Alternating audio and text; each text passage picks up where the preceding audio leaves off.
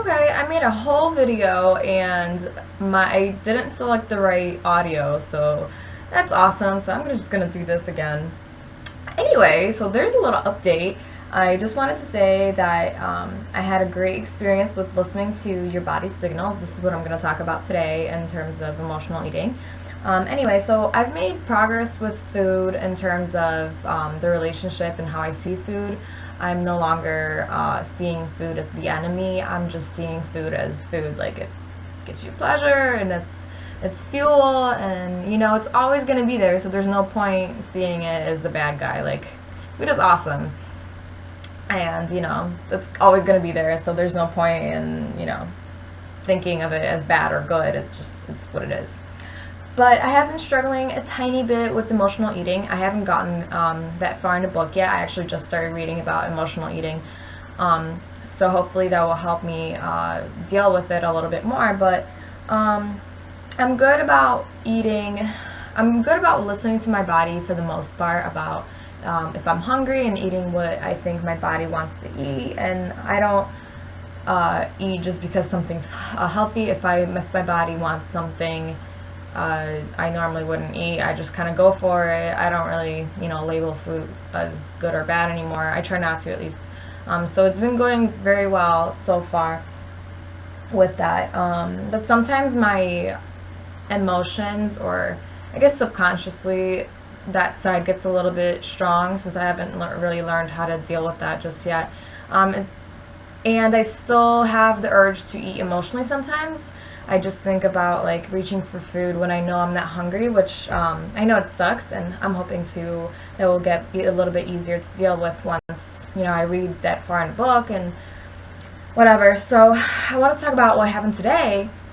Is I was feeling something, and I don't really know what I was feeling. I don't know what it was. I guess maybe I wasn't really ready to face that feeling, that whatever it was that I would normally feel.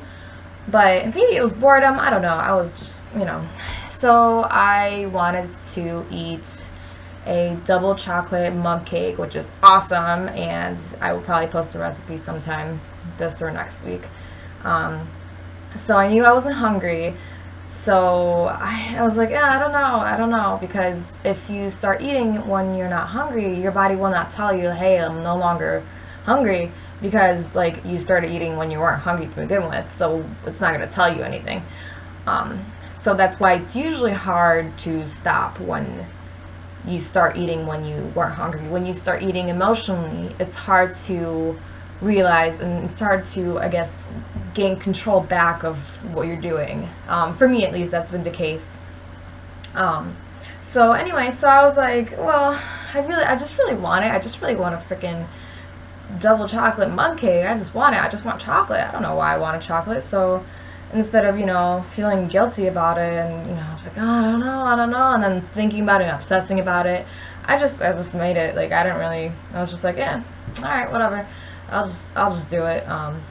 Maybe my body wasn't eating enough in the past few days, so it's trying to make up for it with chocolate, or maybe I'm dealing with some emotions, I don't know what, and hopefully I'll learn how to.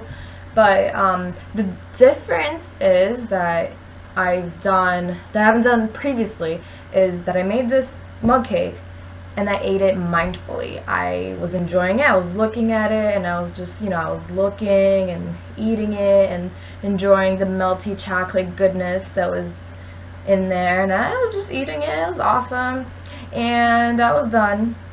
And I wanted another one, because usually that's what happens when you start eating emotionally. It's hard to say, it's hard to stop, it's hard to control. So I was like, wow, this was so good.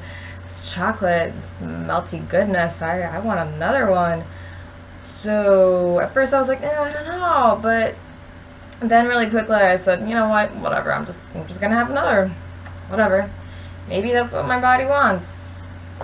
But the thing is, so I made another one, and I put all the chocolate chips in there, and I was making it, and there it was again in front of me, another one. And the thing is, I did it again. I did it mindfully. I was conscious of the fact that I knew I was eating emotionally. I didn't try to eat it as fast as possible, like hopefully my body won't notice that I'm eating it. I took the experience in, and I knew I was eating emotionally. I was eating for whatever benefit, whatever reason I was eating. I was conscious of this. I knew that I was eating for whatever reason, but so I was very mindful.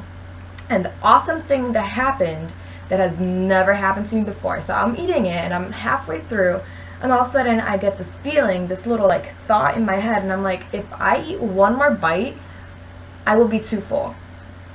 So you know what I do? I thought about it and I was like, oh, if I have one more bite, I'm gonna be too full. So I go and I throw it out. I rinse the mug out, and that's it. Like, food was out of my thoughts. Like, it was just, you know, that was it. That was done. My mind, my emotions, whatever, they were satisfied.